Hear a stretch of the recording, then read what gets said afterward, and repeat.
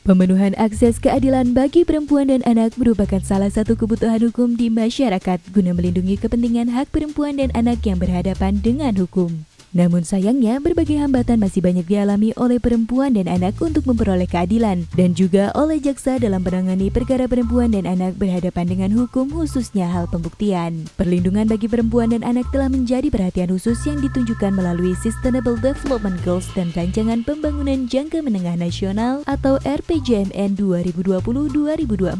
Salah satu tujuan nasional Indonesia dalam pembangunan menuju tahun 2025 adalah peningkatan kualitas hidup perempuan, diikuti dengan meningkatnya kesetaraan gender di seluruh bidang pembangunan. Pemberdayaan perempuan serta pencegahan dari kekerasan memiliki kontribusi yang signifikan dalam peningkatan kualitas hidup perempuan. Tujuan lain dari pembangunan nasional yaitu meningkatnya sistem perlindungan anak yang terintegrasi, sehingga dapat menjamin pemenuhan hak dan melindungi anak dari segala bentuk kekerasan, eksploitasi, penelantaran, dan perlakuan salah lainnya. Sebagai komitmen untuk mencapai tujuan pembangunan nasional yang menjamin akses keadilan bagi perempuan dan anak, Kejaksaan Republik Indonesia, khususnya Tim Jaksa Agung Muda Tindak Pidana Umum dengan dukungan dari Australia-Indonesia Partnership for Justice II, USAID Empowering Access to Justice, dan Rutgers WPF Indonesia, serta asistensi dari Masyarakat Pemantau Peradilan Indonesia Fakultas Hukum Universitas Indonesia dan Indonesia Judicial Research Society atau IJRS, serta berinisiatif untuk menyusun Pedoman Nomor 1 Tahun 2021 tentang akses keadilan bagi perempuan dan anak dalam penanganan perkara pidana. Tujuan Pedoman: Kejaksaan sebagai dominus litis menyusun pedoman ini agar dapat menjamin dan memberikan perlindungan kepada perempuan dan anak dalam proses hukum, baik sebagai pelaku, korban, maupun saksi. Pedoman ini memuat standar operasional penanganan perkara sejak awal tahap peradilan. Pedoman ini juga mengatur bagaimana proses pemeriksaan dan pemenuhan hak bagi perempuan dan anak, sejak dalam tahap penyelidikan dan penyidikan hingga tahap pelaksanaan putusan, di mana proses tersebut dilaksanakan dengan berbasis perspektif korban, serta sensitif terhadap kerentanan yang dihadapi oleh perempuan dan anak.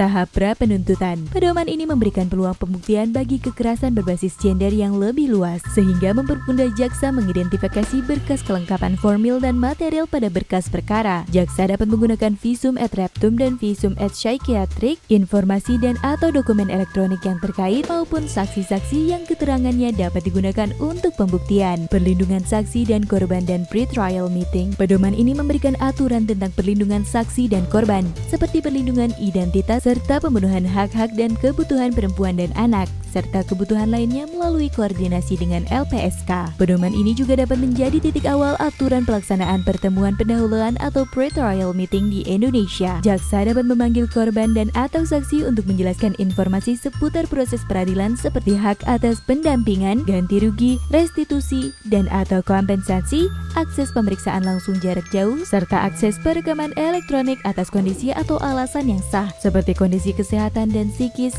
disabilitas, keamanan, maupun keselamatan. Pidana tambahan. Pedoman ini menunjang pelaksanaan pidana tambahan bagi pelaku kekerasan dalam rumah tangga atau KDRT dan kekerasan seksual terhadap anak. Pidana tambahan yang dimaksud yaitu konseling, pembatasan gerak pelaku atau pengumuman identitas pelaku, rehabilitasi, pengenaan tindakan kebiri kimia, dan pemasangan alat pendeteksi elektronik. Penuntutan dan pembuktian. Pedoman ini juga menguraikan jaksa untuk memperhatikan proses peradilan yang tidak diskriminatif, seperti menyusun surat dakwaan dan tuntutan dengan menghindari uraian kronologis perkara yang berpotensi reviktimisasi, menjunjung penghormatan atas hak asasi manusia, martabat dan privasi perempuan dan anak. Jaksa juga tidak boleh memberikan pertanyaan maupun pernyataan yang tidak berhubungan dengan perkara selama pemeriksaan, seperti penggunaan riwayat seksualitas, status sosial dari perempuan dan anak, maupun membenarkan budaya yang menomorduakan perempuan dan anak. Jaksa dapat menggunakan pembuktian berbasis multidisiplin secara detail, seperti laporan medis atau forensik, laporan observasi pekerja sosial, laporan asesmen pelaku dari Balai Permasyarakatan, gunanya untuk menggali potensi riwayat kekerasan, kondisi psikologis, unsur eksploitasi yang dialami korban, adanya relasi kuasa, beban rumah tangga, dan lain-lain. Akses ganti rugi, restitusi, dan kompensasi bagi korban. Pedoman ini juga kian lengkap dengan adanya rincian bagaimana peran dan wewenang jaksa dalam proses ganti rugi, restitusi, kompensasi sejak tahap pengajuan oleh korban hingga eksekusinya pasca putusan pengadilan. Pedoman ini diharapkan dapat menjadi acuan bagi jaksa dalam pemenuhan akses keadilan bagi perempuan dan anak yang berhadapan dengan hukum dalam perkara pidana, memastikan langkah-langkah yang tepat dalam penanganan perempuan dan anak yang berhadapan dengan hukum, agar adanya peningkatan kualitas penanganan perkara demi kepentingan terbaik bagi perempuan dan anak.